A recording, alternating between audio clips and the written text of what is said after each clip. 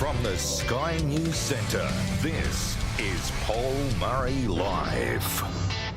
G'day, good evening. As we go to air, the Senate is doing the work that should have been done at the start of the week to plug the hole that we now know more than 80 people have gone through, potentially as many as 300, because of the decisions of the High Court. Now, something we've also learnt today is that Peter Dutton was right again. As he was right on where the Australian people would end up on The Voice, as he was right about not going to the Jobs Summit, as he's been right on the amount of time the Prime Minister's heading overseas, he's the one who was able to turn a hastily arranged solution to the High Court problem and turn it into something that will actually have some teeth. However, as my colleague Peter Credlin has quite correctly noted, that nothing that will happen in the Parliament today will see any of the people who are out and amongst us being put back into detention.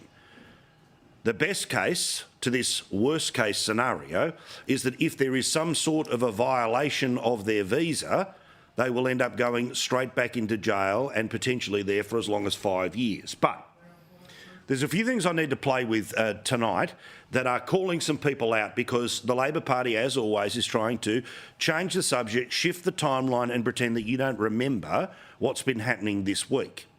Now, let's go back to the central issues here, that the only reason that the government is dealing with this in legislation right now is because of the pressure of Peter Dutton, not because they feel an urgent need to do anything about it. Because if that was the case, they already would have come up with a contingency.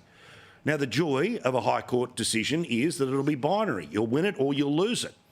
Now, if you win it, fine, you don't have to break glass in case of emergency, but you have to have a plan should you lose it. And clearly this government didn't. And they can't pretend that they didn't see it coming, because as they tried to defend earlier this week, they were arguing against what ended up being the decision of the court.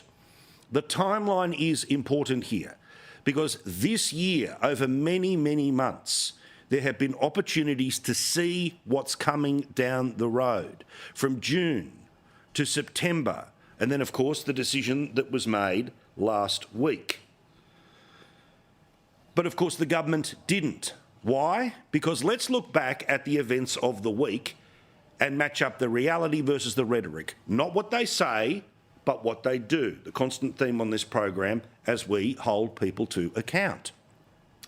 Now, of course, Andrew Giles is the hapless immigration minister who clearly doesn't want to be dealing with this stuff, because he sees the role of the immigration minister to be one, to go to functions around the country and talk about the problem of racism.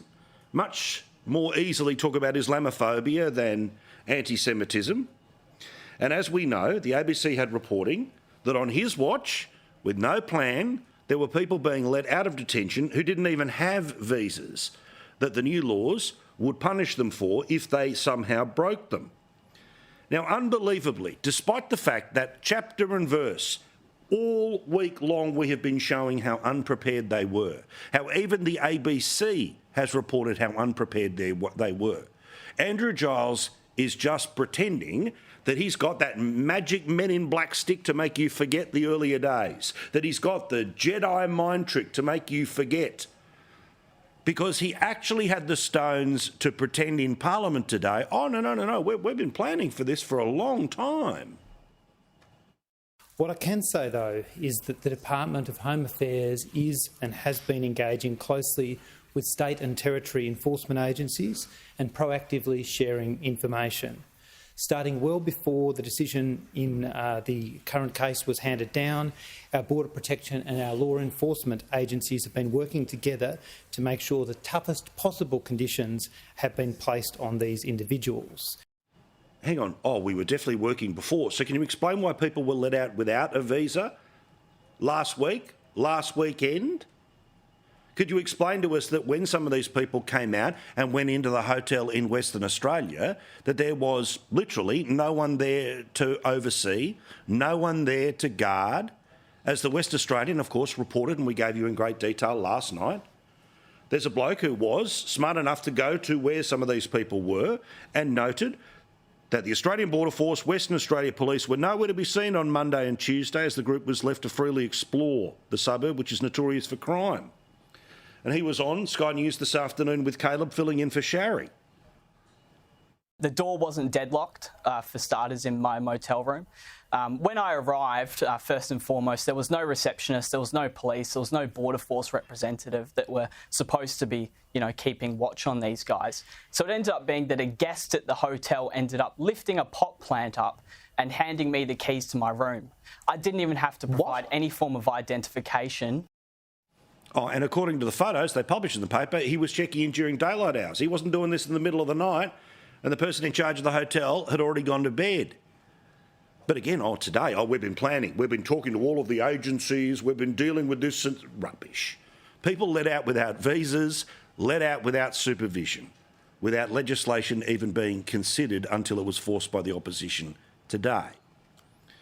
Which then brings us to Claire O'Neill and the laws that are currently being debated as we speak in the Senate. Now, remember where this thing started earlier in the week, and I repeat, I bet I would put my house on Philip Karuri having accurate information on what is going on in Canberra. His reporting was that he was getting information from the government that they couldn't deal with this in the Parliament until next year. Next year. Oh, but we've been planning for this since before the decision was made. And to prove that Phil's reporting was 100% correct, let's just have a look at the Hapless Home Affairs Minister. Again, somebody who has spent more time talking about Donald Trump Jr. coming to the country and whether he should or shouldn't get a visa than what she's planning to do when it comes to hate preachers. She's the minister, remember, who has responsibility for the Federal Police and ASIO. Well, let's follow her bouncing ball of the changing stories while she pretends to talk tough while clearly having no idea what's going on. This was her position earlier, as soon as the opposition started to say, let's put some laws into the Parliament to plug the hole. To do it, I would keep every one of those people in detention. Some of those people... If we can get her saying a bit earlier this week where she turned around and said, among other things, that, well, you can't legislate your way around this. Fingers crossed. Now, we've got a very clear message for the opposition today. Peter Dutton loves to talk about what a tough guy he is on our borders. But the truth is, words don't make Australia safe. Tough laws do. The opposition has a chance today to help the government make Australia a safer country. They need to come into the Parliament and help us pass this law. My apologies. Here's how it worked. She went on Sunrise. She said there was no way you could do anything. This morning she says, take it or leave it.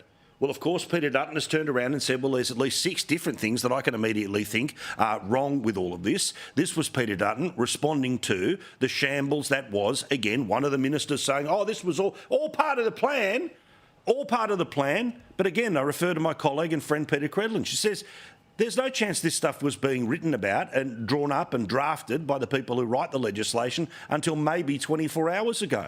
This should have been in place from the second the court made the decision and voted on at 10 a.m. this Monday when Parliament came back. Here's Peter Dutton. I think there should be mandatory minimum sentences for some of these murderers and rapists and pedophiles who don't meet the conditions. But the government, the Albanese government won't support any of that. So It's a bit of a dog's breakfast, and they've obviously been drafting it. The solicitors have been drafting the bill overnight, so there are all sorts of holes in it. But I think they've really botched this up. And clueless Claire O'Neill, remember, you can't possibly legislate this. Now take it or leave it. Well, she got completely overruled and rolled by the Deputy Prime Minister, showing more common sense than the actual Prime Minister, who, of course, is away in the clouds right now, making his way and hanging out with the Chinese president, the US president, APEC, all the rest of it. Because Richard Marles, when he goes into question time, he lists the 6 things that the opposition want, and have a listen to how all of these things have been agreed to by the government, but more importantly, they were all missing from what Claire O'Neill served up today as take it or leave it. And I want to say that there are 6 amendments that the opposition has put forward. The first is in relation to making curfews and electronic monitoring conditions mandatory, not discretionary. The second is requiring visa holders not to perform work or participate in any regular organised activity that involves contact with children. The third is requiring visa holders not to go within 150 metres of a school, childcare centre or daycare centre. The fourth is ensuring that each day of a breach of a visa condition be treated as a separate offence. The fifth is that if there is a visa holder who has been convicted of an offence involving violence or sexual assault, allowing the minister to put in place a no-contact condition in respect of that individual. And the sixth is to establish mandatory minimum sentences in respect of those that breach this bill. Now, all of those things are good ideas, but all of those things were not in what Claire O'Neil, the Home Affairs Minister, says was take it or leave it. Were not in the plan that the Immigration Minister says, oh, we've been working on for a long period of time. You see, my feeling is that their assumption is that this story would go a little bit like the ISIS brides that were coming back from places like Syria, where only a certain section of the media would blow up about it. It might be a story for half a day, but then it moves on. But the reality is that even the lefty parts of the media can see this is one hell of a problem. Now, there is no ultimate solution being suggested by the Parliament right now that's going to put any of these people back into detention. Instead, it's going to try to create a new system that if they put one foot out of line, well, then that will be used as the new pretext to put them back into the jail. But then we also learn around here today that there could well be compensation that may well end up being paid to the people, among others, who are, you've heard it all, the sex offenders, the murderers, the people who are not refugees, the people who couldn't possibly be sent back to the countries where some of them committed their crimes because their government is tougher on crooks than we are here. Well, as we speak, all of this is being debated in the Senate because that it's the hardest place for the government to get anything done. Why? It doesn't have the majority. However, it has a pretty stable way of getting things through the Parliament normally because the Greens and Doormat Dave Pocock normally sign off on these things. Well, David Pocock tonight in the Senate is saying, well, hang on, could we look at this again in 6 months? Could we look at this again in 12 months? He doesn't quite know where to land on all of this one because he hasn't. I mean, what's Twitter saying, right? Hasn't felt the breeze just yet.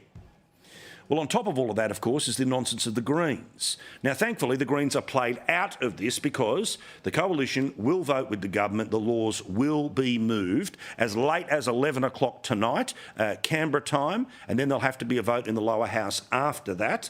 But listen to the contribution of the Greens and never forget, these are the people who the Labor Party preference above other parties because it helps them win elections. Listen to this. Mr Dutton demanded that this bill must be tougher, must be nastier, must be meaner. And it is a dark and shameful day in the history of this parliament. Whipping up fear, hatred and racism. He got a taste of it only a few months ago and he's bloodthirsty for it again. Just disgraceful. Haven't you had enough of the fear and division?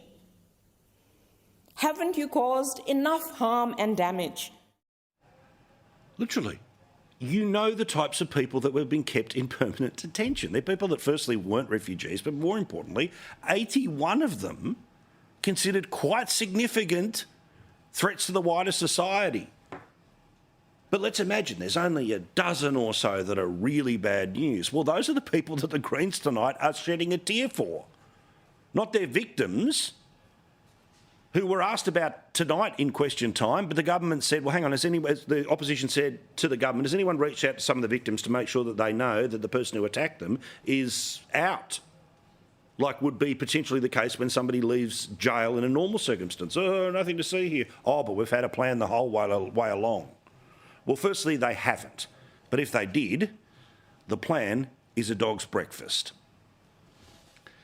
Now, again, there are these moments where things are just frankly contradictory. Like in the ACT, there's a whole bunch of new laws that mean that drug possession has been effectively decriminalised, meaning that if the personal user wants to use it, fine, fair enough. However, if you want to light a cigarette, which is a legal product, terrible. It must stop. Of course, the heroin injecting centres in Sydney and Melbourne, if you want to shoot up, OK, this is the special facility for you, but don't you dare light a cigarette. Again, the same logic, right? The same people who say, you know what, let's decriminalise marijuana, but legal cigarettes, that, you get the logic, right? Well, here's another version of it which is playing out today. Australia has more people than ever before, with 25 million people, and the expectation is by 2060 it'll be the best part of 40 million people. And as you know, an awful lot of that is happening as we speak. with the best part of 900,000 people that will be brought into the country in the next 2 years, 1.4 million over the next couple of years after that. Yet the government today turned around and announced that they are proudly announcing that they won't be building infrastructure to deal with the current population, let alone the future one. Now, their claim is that there's a lot of cost blowouts, and they're 100% correct. And also we have a scenario where state governments have just announced big projects and federal governments end up funding them because they don't want to end up dealing with the politics of being the people who will deny the state government their dream project. But if more people are coming to the country and we need to build the infrastructure for the people that are here already now, could somebody please explain to me how today was a great day for infrastructure in Australia? Now, apparently, you're not going to see money saved here. It's just going to be the number of projects they're planning to spend the money on being cut by about 50. Now, what's going to be fascinating to watch is that all the state governments are going off like two bob watches because, remember, they expect the federal government to pay 50-50. But will they be angry this time next week? Or because it's all a Team Red thing, will they just be angry today and not bring it up again tomorrow? We'll, of course, report back to you on Sunday, but here's today. The infrastructure cuts announced this morning by the Federal Infrastructure Minister are a body blow to Queensland. Every dollar that is currently allocated to those projects must stay in Victoria. State government's deeply disappointed with the fact that that the federal government will be withdrawing. The minister said that the Commonwealth would back projects that are contracted. We expect her and her government to stick to its word. Now, a ray of sunshine, not in the shape of the girl, as of course the song oh so beautifully says, but in the shape of jobs. Got some news today that the unemployment rate remains steady, but more importantly, more people are starting to get jobs. It's not a huge number, but still, I'll take more than less. Full-time workers up 17,000, part-time workers up 37,000. Presumably, the closer we get to Christmas, the part-time workers start to go up. That's all good. And that, of course, all meant some peacocking from Grim Jim today in Question Time. What was it he said about the previous government, that they were there for the good news but not for the bad news? There's no 13 interest rate rises, don't worry about it. But of course, cost of living, it remains front and centre for everyone. It's laser-like for us. They won't do anything on the petrol taxes. Let's do it again. 25 cents cut for 6 months equals $3 billion. They've got $20 billion currently in their surplus. They can afford it. They're just choosing not to do it. And in fact, despite the fact that the federal budget is churning along quite well, you are not. You know this because of, as we've just shown you, cost of living. And even the data is starting to show this again. Remember how I talked before about how there was basically a recession that's happening on the individual and the household basis while the country is staying above water because of the amount of stuff that we send around the world. Well, again, Macro Business reports on this today. Australian households remain bogged in recession. So you're going backwards, government goes forward with the extra money they won't give you any to, among other things, pay for petrol. John Roskin, big brain fellow, of course, writing in the Financial Review today, talks about how the cost of living crisis is a social crisis too, because of the pressure that exists on families.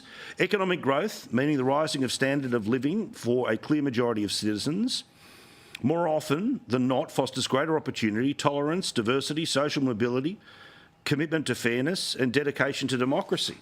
Government's going all right, you're going backwards. One of the people that he, of course, was quoting all of that, and Benjamin Freedman.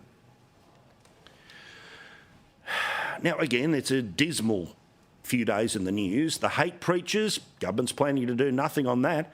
No conversation about what they're going to do with these people. If they can boot them, why haven't they? If they can't boot them, what are they saying about ASIO or the federal police having a look? Well, of course, none of that. And these people know that they're so brazen that they keep doing it, they keep filming it, they keep posting it.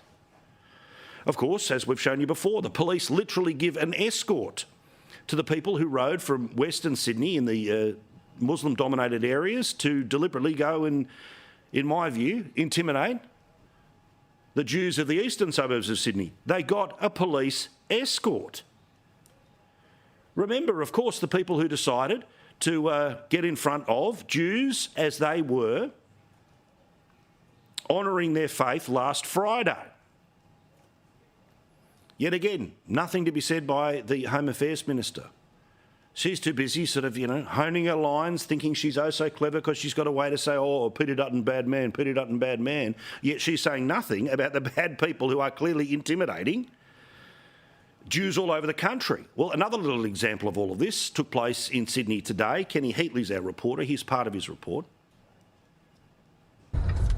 Whoa! I videoed the whole thing. No, wait. What the f***? Stop! They have to stop! In footage sent to Sky News, a convoy of cars, including a white Mercedes sedan, travels along a road in Bondi, waving the Palestine flag. A car behind starts recording. As the cars travel through an intersection, one of the cars is seen colliding with a scooter. Sky News has forwarded the footage to police. In a separate incident in Bondi just after 10 p.m. on Wednesday, police say a Toyota hatchback that was travelling in the opposite direction of a white Mercedes did a U-turn before both vehicles came to a stop at a nearby service station. 4 teenage boys aged 17 in the white Mercedes engaged in a verbal altercation with a 19-year-old driver of the hatchback before the driver's side mirror of the hatchback was allegedly smashed with a rock. Police were seen searching the vehicles involved and seized a number of items that will undergo forensic examination. No one was injured or arrested. Sky News is not suggesting the two incidents are related.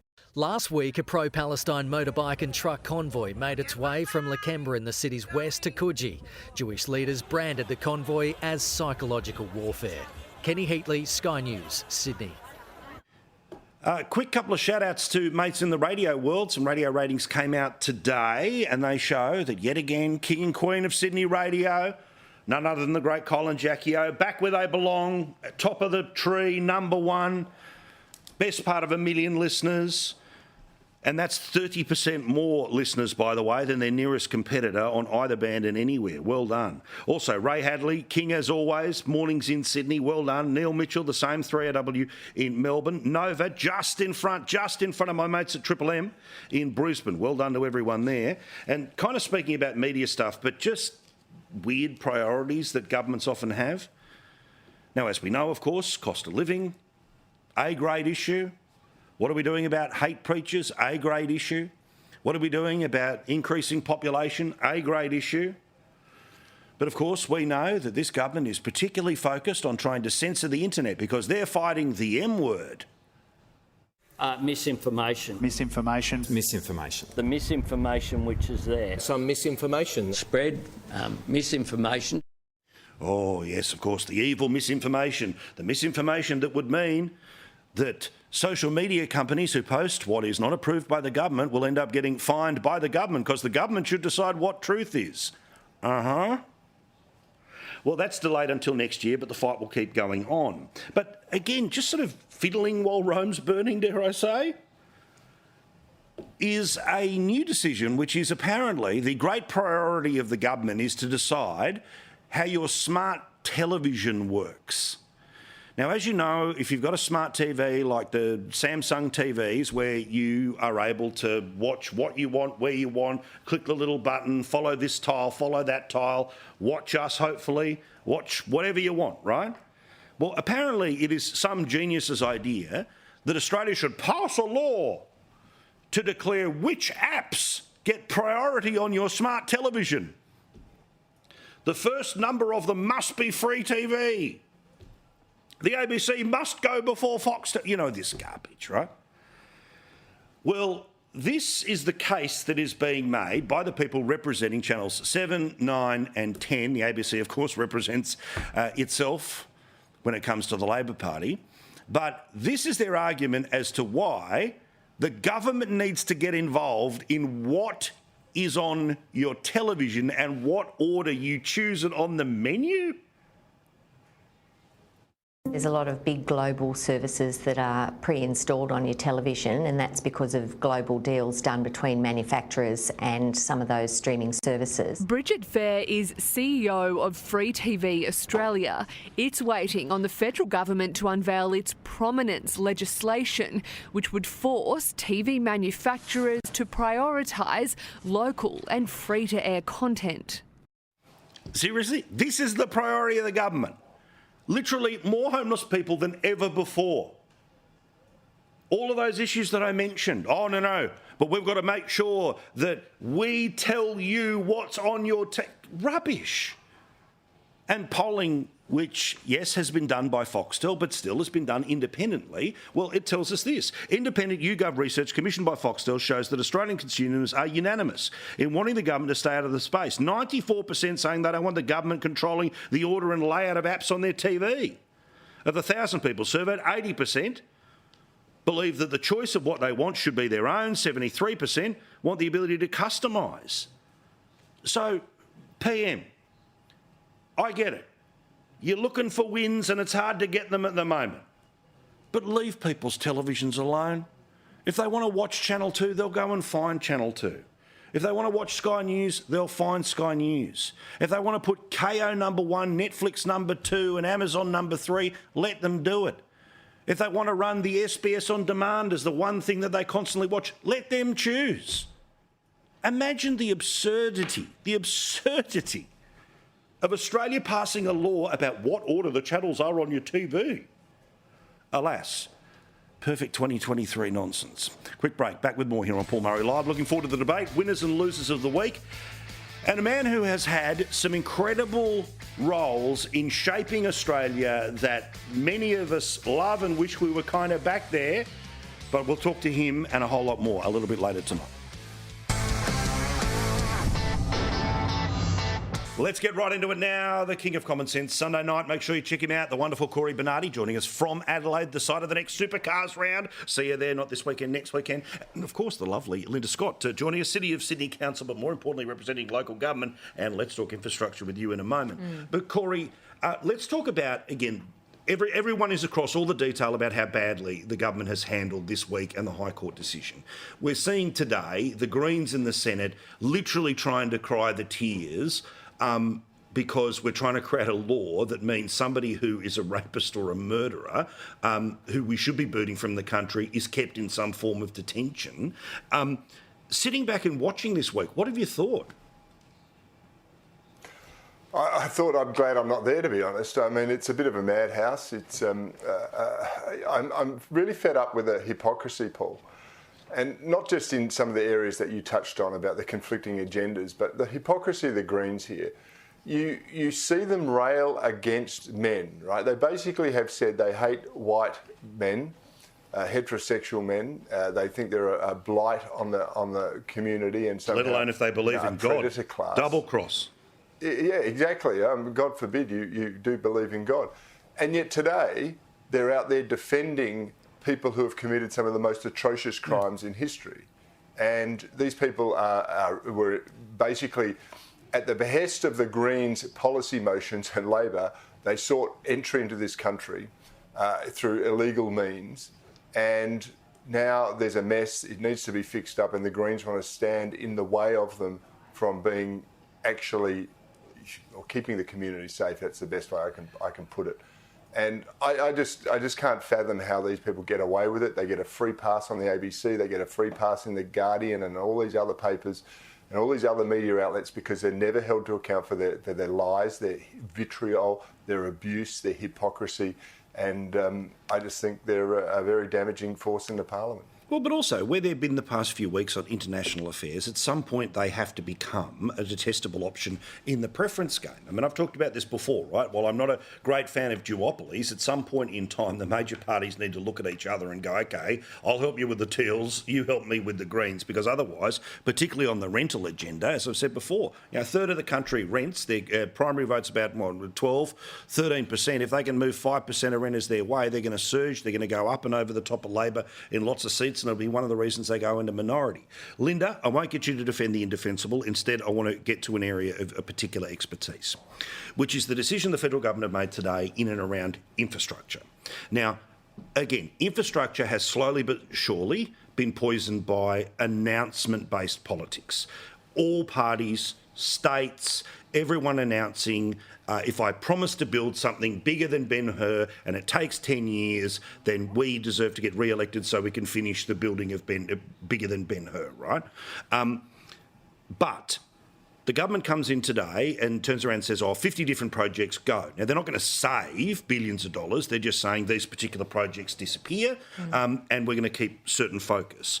But obviously not everything is bigger than Ben-Hur because, as we talked about earlier this week on the show, we can't fix the potholes. Like, it's all great we're building airports and a tunnel here and a fast train and all the rest of it, right? But if the potholes don't get filled, then people don't think infrastructure's actually being taken care of. They just think it's, basically opportunities for sort of big multinational companies, union mates and politicians to cut the ribbon.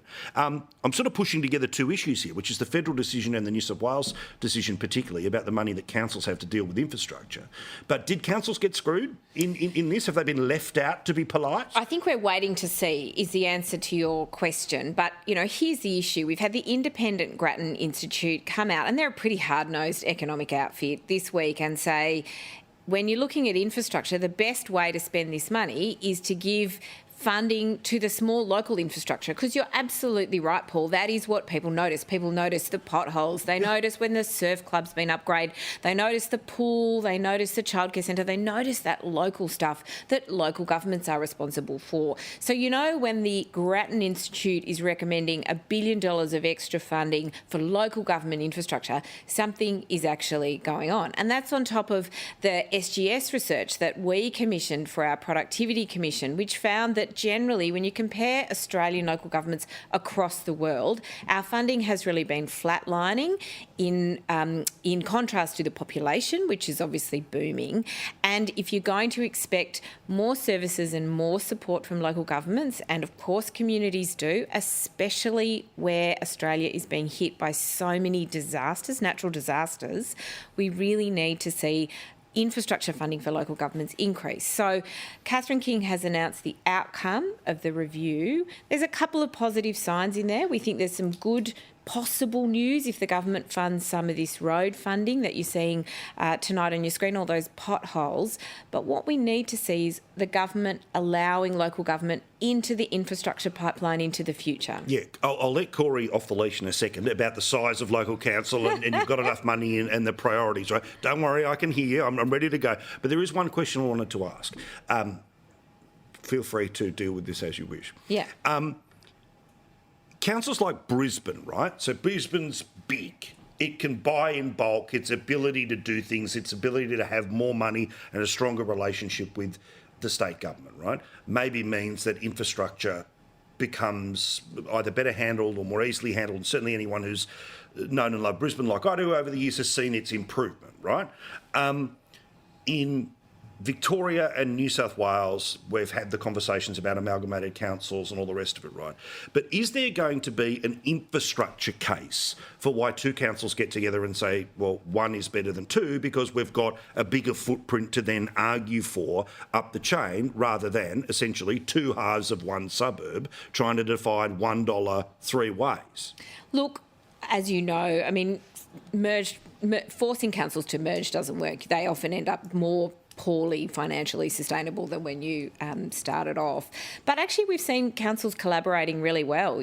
Lots of councils have formed groups and they're working together. They're doing joint procurement across the regions. We've seen today the Western Sydney mayors coming out following Nathan Haggerty, the Leppington MP in New South Wales, making the case for the federal Labor government to reinstate the funding for some of these big Western Sydney projects. So I think it is the case that councils do collaborate. We talk to each other all the time, and they also jointly do tender across local government boundaries for these big projects. But if you take local governments out of the infrastructure pipeline, you miss out on the funding for the local projects, which is what communities see, and you also miss out on the maintenance funding. So here comes the fast bowler from the Adelaide end. He's coming in now. Got to get him in here. Means we can do less with more money. People are going to start to see more potholes. They're going to start to see more damage to their infrastructure if we don't see some changes. Correct. Perhaps they could all just be filled in with yes banners, as was suggested by Holly Hughes a little bit later about how some councils have spent their money. Corey, what is the fault in the logic here, or do you want to talk about the overall here, which is government on the one hand says we have to have more people, government on the other hand turns around and says, well, we're not going to commit to all of the things that have been announced previously, and then the third layer of government in local councils saying, what about us? Yeah, I'll deal with that compartmentally. The duality of the policy agenda for the government is appalling. They want to dampen down inflation, they want to solve the housing crisis, they want to make sure we're more green and sustainable and we've got renewable energy, and yet they're bringing in effectively millions of people over the next decade or something in order to fill jobs, to prop up their fill jobs which Australians won't do for some reason, even though we've got 1 million on the dole, to prop up the national accounts even though we're going backwards. You made those points very eloquently. I also think that governments do have a right to set their agenda afterwards. I mean, if these contracts haven't been signed, if they haven't been put in place, I mean, they can prioritise how they want to do it, right? So I'm going to defend that, even though I don't like some of the decisions that have been made. Ultimately, that's what governments can do. But where I really have a problem, and I go to what Linda said about her Grattan research. Well, you know, if you actually did research of the really hard-nosed people in this country, they're the ones who pay taxes and don't get government handouts for anything. They would say they don't want to see more money flowing to governments of any description because they don't spend it wisely enough. And if you go through councils right around the country, you've got mostly Labor councils and Green councils that are passing resolutions about international politics, that are trying to saddle their ratepayers with a whole bunch of other malarkey that's not necessary, whilst they're leaving the potholes unfixed. It's not a lack of money, it's a lack of prioritising the money. They're building temples to themselves, they're paying their CEOs massive amounts of cash. They're building empires around it, and you've got people who are paper shuffling. And I know I can tell you now, when I was going through a building process, we were hamstrung again and again and again from the approvals department because the bloke was off doing MasterChef, competing on MasterChef, and they didn't tell us that. They just kept saying, "Oh no, we got to do this." Wow! So you can Are go you going to on confess and on that and on. you were building a it's the same statue to yourself in the front yard? Corey Bernardi, that's an astonishing story. Here you go. It's you look at the statues. I mean, in Victoria, they're building one to that bloke Dan Andrews, aren't they? Because he puts it past. That's the infrastructure future. That's all exactly. Let's build some monuments to ourselves, some temples. Now, this is not directly at local government, although they are guilty of it. State governments are guilty, and federal governments are guilty of it. This is insane, the level of government in this country, and they're not even getting the basics right. That's the big problem we've got. I think it's also a scenario too where Linda, again, you know, there's this madness of our politics to some degree, right, is I think what we do need to deal with, right? Which is I'm truly not sure of how many votes in a state or federal election move because of the promise on day 11 of the 3-week campaign that we promised one day to put an extra lane on the public pool. Now, for some people, they go, hey, he's mentioning us. It means he likes us. I don't know. I don't know what the logic is, apart from you have to have something to say every single day. And this means that you end up in a scenario where the incentive structure is, rather than let's fix a problem, here's our big idea, we just keep talking about the big idea all the time. Instead, you end up sort of, frankly, piddling it against the wall because you had to have something to announce during an election campaign. Look, I hear you all about, you know, the utopian-esque world of infrastructure that we don't want Australia to become. And but here's the thing, Paulie, it's so important, right? We've got communities who increasingly cannot afford to air condition their home, or they don't have air conditioning at all in a very hot summer approaching. They need a local pool. They need to be able to go to their local library and have a place to cool down. We had children. And I'm cool with that, but they don't need a diversity officer at the council if that means I can take $100,000 and put it into a pothole. But that's not what we're talking about here, right? We're talking about councils being able to access the national infrastructure pipeline. In the City of Sydney during COVID, when we locked down everything, we had children sitting outside our libraries accessing the Wi-Fi so they could go to school because they didn't have that at home. If you want cost of living pressures relieved, the services from local governments are absolutely delivering that for communities. And if you start to threaten funding to councils, if you start to threaten the cost of our ability to deliver infrastructure, these are the kinds of things that gets cut. Everyone in the world can come up with a funny story about a weird thing that local government has done. MasterChef's Trust me, I've been, doing this role for years and I've heard them all, although Corey, MasterChef was a novel one for me. But fundamentally, most of what we do is outstanding, and it is on those really important services. Now, you will have heard over the past couple of days a suggestion of somewhere that we've had the chat about the 4-day work week. What about the 4-day school week? Now, Corey, again, I'm sure there's deep science behind the capacity that, kids will learn more in less time, whatever. But my simple question is this. Do any of the people who suggest these ideas understand that in order for the kids to go to some of these schools, the parents need to work 5 days a week in order to pay for the private education, or if it's in the public system, that the parents need to work for 5 days in order to keep a roof over their head? And get ready, teachers, you ready? I love you, but here we go, all right? Now, if you think about all of the school holidays, it's 12 weeks a year, okay? Now, if one parent gets 4 weeks and another parent gets 4 weeks, well, that's 4 weeks left over, and you've got to hope that Nana and Papa are up to taking care of them. Do any of the people understand what the consequences are for the kids and their care in all the time they're not at school? Paul, it's right up there with teachers are underpaid and overworked, and they're not to blame for the poor performance of students in schools.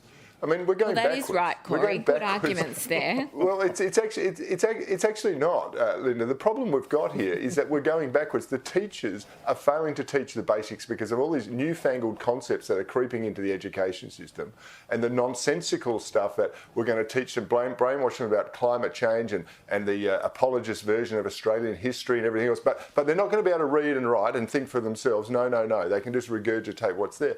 And this is nonsensical. So while we're going backwards, you've now got schools who are saying, let's send the kids home, and whilst it's 10, 11 and 12 at the moment, let's send the kids home because that's going to help their development. Like hell, it's going to help their development. I'll tell you what they'll be doing. They'll be watching YouTube, surfing the net. Some of them will probably be getting up to worse antics than that. Well, while if you're in the ACT, it's out of the house. Yeah, all right. Yeah, I do appreciate it. All right. I've got 30 seconds left, so let's get the winner and loser of the week. Whom is your winner or loser of the week this week? Loser is Optus. What a shocking thing they've done. Winner is Rick Furman, who I know is watching from Temora Council. G'day. And G'day, also Daria Turley, who was elected back as the Local Government New South Wales President. Congrats. Well done. Corey, who is it for you? The winner was Peter Dutton. I think he's finding his cadence and his tempo in politics as a leader, and he's had a good week. The loser, Dan Andrews. He might have a statue, but he can't join a Victorian golf club. They don't want him. They're blackballing him left, right and centre. Yeah, good. What a surprise when you shut down the outdoor activity during COVID, that when they get a chance to decide whether you get to a bottom of the pile. Thank you, guys. Do appreciate it. All right, next. Very few politicians are able to look back and say, I changed the joint for the better. Our next guest absolutely did. He will have disagreed with everything I've had to say in the first 46 minutes of the show. That's fine. This bloke is an absolute legend, and we'll have a chat to him straight after the break. John Brown is a legend of Labor politics, but more importantly, somebody who actually changed the country and changed it for the better. He's got a brand new book about being the Minister for Good Times. He, of course, was part of the Hawke government, but so much more than that. Of course, Brownie, and he joins us now in the Man Cave. John, thank you so much for being here. Thank you, Paul, for the opportunity to talk to you. I'm looking forward to this. Now, as a kid of the 80s, it was instilled in my DNA what you and Bob Hawke and many of the people mentioned in the book, from Hogues to Packer, Mojo, even a bloke by the name of Mike Gore that I'll talk about a bit later. Oh, I knew Michael very well. Is that these were people who went, let's do it, right? Let's pick an idea, no matter how big, and let's take a swing. Everything from the way we marketed our country, the way we took care of sport, the way we had pride in our country, and we celebrated wins. Here's the question. When did we lose it? Because you guys, when did we lose it? We never had it. That's Yes, the point, see? right. I make the point in the book, from Federation in 1900 till 1983, the word sport was not to be found in any piece of legislation. Ridiculous. And until the Games in 84, when Hawke suddenly became Prime Minister, the Olympic team had their fares paid and their uniforms paid by the government. Imagine, for all those years from when we had the Games in Melbourne in 56, These kids had to get out and barbecues on the street to get the uniforms that we all cheered and yelled for. That's ridiculous. I mean, sport was just not a political issue, and it should have been. And because, as you say in the book, that there's pride that we get from our heroes, but also the role that it plays in our suburbs, in our family, all of it is just, and as I mentioned just before we came on the air, I love that my girls got to fall in love with their sporting heroes in the Matildas this year, to see how big that was, because, you know, we had the Olympics, we had America's Cup, but we didn't really have a unifying moment like that for about 20 years. But wasn't it great to see everyone fall over themselves for them? I grew up with 4 sisters. I realise the only difference between men and women is the plumbing. No other difference. I love it. And women had been ignored. Yeah. I mean, I can remember, I'm a member of the Carbine Club, you know, this great sporting club? Yep. 40 sporting heroes? Yep. I stood up at one annual meeting and said, why haven't we got women members? I couldn't get a seconder. And for the next 2 years, I couldn't get a second. And then they agreed. Yeah. I said, listen, women have won twice as many gold medals as men. We've got the best soccer team in the world, the best cricket team in the world, the best swimming team. They outnumber. They've won twice the number of gold medals that men have. And we're not going to let them in the Carbine Club. It's ridiculous. Well, now they've got female members in every Carbine Club throughout the world. Good, as they should, as they should. You are, of course, so famous for backing in Paul Hogan, tourism, the famous ads. There's great stories in the book, right? I'm not going to spoil them all, because buy the damn book, all right? It needs another story on the house, buy the damn book, okay? I'm not going to give them all away for you. But tell us, what was it like to work with Paul Hogan, John Cornell, the Mojo guys around this thing, and did it feel special when you were doing it? I'll tell you why it was special. When I first met Hogan, we were at war. He was selling Winfield cigarettes. I'm in the Parliament trying to get tobacco advertising out of Yes, sport, you were. which I did eventually. Yeah. To the betterment of everybody. Agreed. So Paul and I put our heads together. He was very worried about the image of Australia. We didn't have one. We'd both been to Disneyland in Anaheim at different times. You know, the biggest thing there, all the children of the world through the river caves. As you float through these, all the children in the world are arrayed in their national costumes, easily identified. Irish, the Scots, the Germans, everybody, except Australia. I thought, I knew we were there. What have we got? A bloody plastic and a koala. Yeah, garbage. A plastic koala. Yeah. So Paul said to me, mate, if ever you become Minister for Tourism, we're going to do something about it. Well, the problem was I only had $9 million. I've explained to you there the difficulty I had with the Expenditure Review Committee, getting Paul Hogan to... I mean, Paul standing in front of the Minister for Finance, the Minister for Treasury, all the Treasury officials. Looking like this is Paul Hogan's all they think is say no. No. And he looks down the barrel of the camera. He says, now, look, you blokes, get your finger out of your arse and give Brownie some money. We can do something. We're selling this country. And he got 22 million from that one push. Yeah, from 9 million to 22 million. Unheard of. First of all, taking a comedian into the Expenditure Review Committee. I got the 22 million. We let loose. He did Shrimp on the Barbie, first thing. With the 15 million we used for that, all we got was 3 minutes on some major cities. It was so good, Shrimp on the Barbie. You know, it's still the number in the Advertising Hall of Fame, the most successful tourism ad ever run by anybody in the world. I agree. Well, congratulations, Brownie. One of many great stories. I'm telling you, we need a whole hour for the proper ones. Buy the damn book, all right? Thank you, John. Do appreciate Thank you, it. Paul, mate. Congratulations on your career and all the achievements. Thank you. And the love of the garden too, which I love. All right, quick break. Back with more here on Paul Murray Live. All right, I'll make sure that we put all of this up on our socials so you're able to find it. Thank you very much for watching the show this week. We will be back on it again Sunday night here on Sky News. Now, there's been one thing that's just been plaguing me all day. Now, I don't know about you, all the news is around. I've just been thinking, look, I just need to hear from Caleb Bond. Not once, not twice, but 3 times. Here's the late debate. God love you.